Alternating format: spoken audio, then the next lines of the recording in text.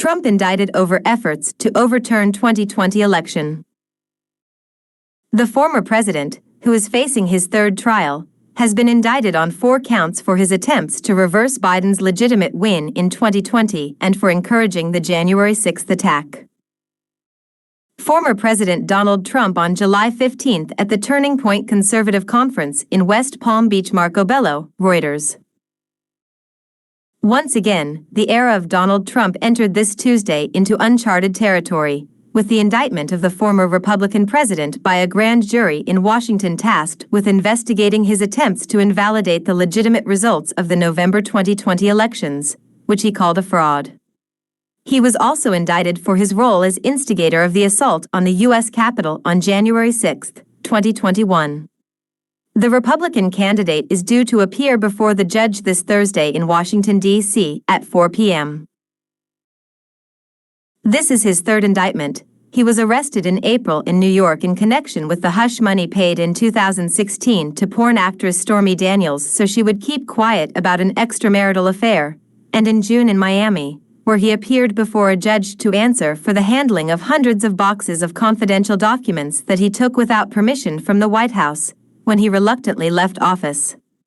He retained them in his Mar-a-Lago mansion, despite repeated demands from the authorities to turn the files over.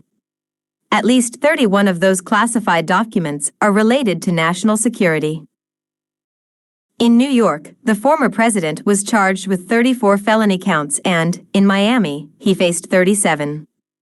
This time around, Trump faces 4 counts: conspiracy to defraud the U.S., conspiracy to obstruct an official proceeding, witness tampering, and conspiracy against citizens' rights.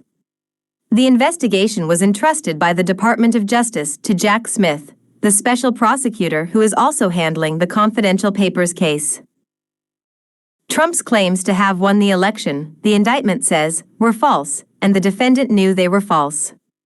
But the defendant repeated and widely disseminated them anyway, to make his knowingly false claims appear legitimate, create an intense national atmosphere of mistrust and anger, and erode public faith in the administration of the election. It is a conclusion similar to the one reached by the Special Congressional Committee, consisting of 7 Democratic and 2 Republican congressmen, which investigated the former president for the assault on the Capitol. Both agree that Trump put the country on the brink of a coup. During the investigation, Smith, and the grand jury he convened, has focused on Trump's actions during the 67 days between the election that gave Joe Biden the win and January 6, 2021, when he summoned thousands of his supporters to a rally in Washington. "Be there, it's gonna be wild," he exhorted them on Twitter. He also told them to fight like hell. What happened next is an infamous part in the history of American democracy. Some 2,500 of his followers stormed the Capitol, where Biden's electoral triumph was being certified in a joint session of Congress, a process that up until then had always been carried out peacefully, and which this time was led by Vice President Mike Pence, whom Trump tried to pressure unsuccessfully not to accept the Democratic triumph, even though it was not in his power to do so. The mob advanced towards the Parliament to the cry of "Let's hang Mike Pence." 5 people were killed that day, and more than 150 police officers were injured. A federal court in Washington, D.C., has since been charged with prosecuting those involved, as part of the most wide-ranging investigation in the history of the Justice Department, as Attorney General Merrick Garland has called it.